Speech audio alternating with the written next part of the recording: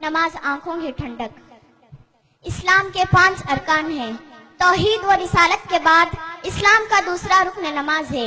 یہ ہر مسلمان مرد و عورت پر فرض ہے، جیسے کہ اللہ تعالیٰ کا ارشاد ہے، اعوذ باللہ من الشیطان الرجیم، بسم اللہ الرحمن الرحیم، اقیموا الصلاة ولا تکونوا من المشرکین۔ تم نماز کو قائم کرو اور مشرکین میں سے نہ ہو جاؤ۔ نماز روح کی تسکین اور اطمینان قلب کے باعث ہوتی ہے۔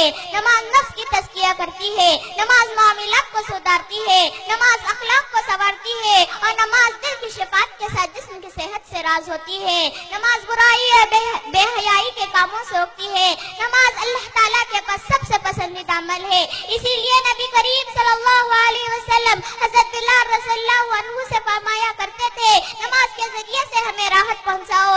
اسی مفہوم میں نبی کریم صلی اللہ علیہ وسلم فرماتے ہیں، جعلت قرۃ عینی فی الصلاۃ، میری آنکھوں کی ٹھنڈک نماز میں رکھ دی گئی ہے۔ نماز ہی وہ چیز ہے جس سے ایمان والوں کو سکون ملتا ہے، جیسے کہ حضرت خبیب بن عدی سے ان کے موت کے وقت پوچھا گیا کہ آپ کی آخری خواہش کون سی ہے، تو انہوں نے جواب دیا، صرف مجھے 2 رکعت نماز پڑھنے کی مہلت دو۔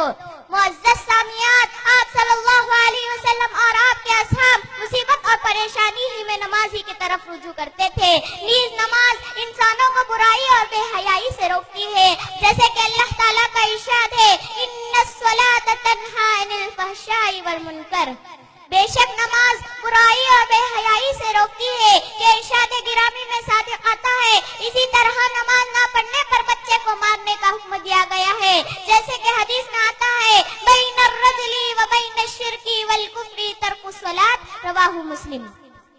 حضرت جابر رضی اللہ عنہ سے روایت ہے، رسول صلی اللہ علیہ وسلم فرماتے ہیں، مسلمان آدمی شرک اور کفر کے درمیان حد فاصل ترک نماز ہے۔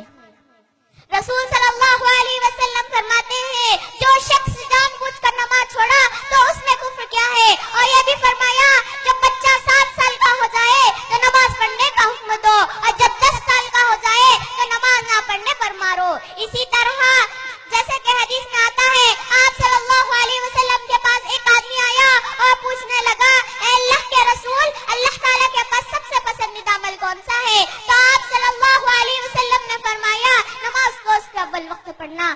آخر میں اللہ تعالیٰ سے دعا ہے، اللہ تعالیٰ ہم تمام کو نماز کو اس کے اول وقت ادا کرنے کی توفیق دے۔